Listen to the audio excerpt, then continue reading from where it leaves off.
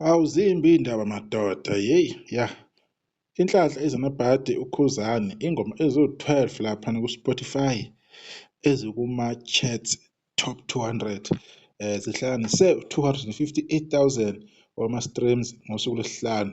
Bathi yona i-albhamu isiyonke-ke nje-ke ku-Spotify ithole 373k wama-streams esewonke. Day number 5 salima siyambingelela into Fasebe TV le lokusiqhubekile sibheka-ke umsebenzi kaKhuzani lapha ku-Spotify. Ama-update anele siwatholi kodwa aka-YouTube siwathola now and then.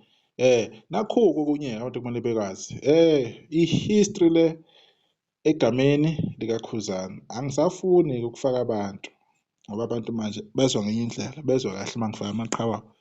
uKhuzani usenze umlando egameni lakhe ezomculo wamaskandi ukuthi i-albhamu yakhe ibe ngeyesibili ukusheshe ifike ku-3 million wama-streams ngey'nsuku eziwu-5. Lela record ade efisa ukuthi aliphule-ke maybe elika-4 million something by day number 7 asazi noma usazoliphula yini, kodwa-ke umuntu wesibili ukuthi enze kanjalo especially kumaskandi ukuthi asheshe afike lapho.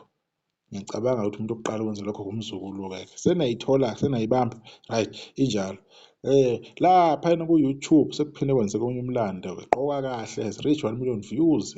Bathi ubonga kakhulu phela uKhuzani ehamba nentokazi laphana uLondeka Shangas.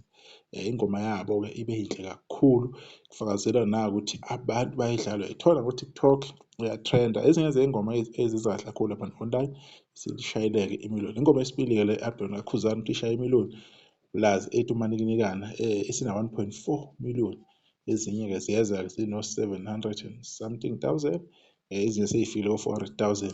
So thembisa kakhulu-ke lapha emsebenzini kaKhuzani. Uma ungezwa kukhulunywa mhlawumbe uzwa nje kukhulunywa emasayidini wazi uyitshela uKhuzani mhlawumbe ngeke enze lutho, ngeke afike ndawo into yakhe nje iyabanda.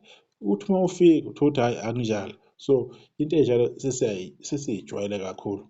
Kuyahlekisa ukuthi lo mculo lo abathi abantu akusiwona lo wesimanje manje kodwa uKhuzani usabhizi utrenda ngawo, udla ngawo abantu lapha ahamba khona ihlwele ziyathokoza. So bese uyalahleka ukuthi yena izinto ey'khulunywa ngabantu nezinto ezenzakalayo in real life ikuphi lokho basuke bekuthatha konke lokho. So kuyacaca ukuthi if ungayi ngomuntu wesikhathi angeke uze wazi ukuthi ikuphi okuyikhona khona. So injalo-ke indabana laphana ku-Spotify I wish abantu-ke bangathi ukuqinisa, yes bayaqinisa bona abantu.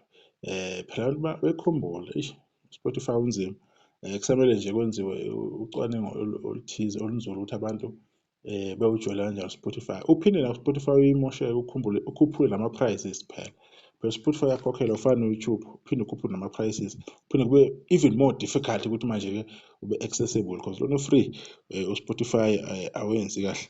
Kodwa-ke bekunjalo-ke nje sifuna ukuveza njengamanje 3 million streams lapha ku-Spotify in 5 days, another million laphana-ke ku-YouTube. uKhuzani hamba kahle nentokazi uLondeka ingoma ethi qoka kahle emnandi kakhulu nisale kahle. Sesiyobuye-ke nokunye-ke sesonibikela oludaba ukuthi kwenzakalani la endabeni yamaskandi kwamanje besabhekana nawo umsebenzi kaKhuzani. Sibonge ithuba.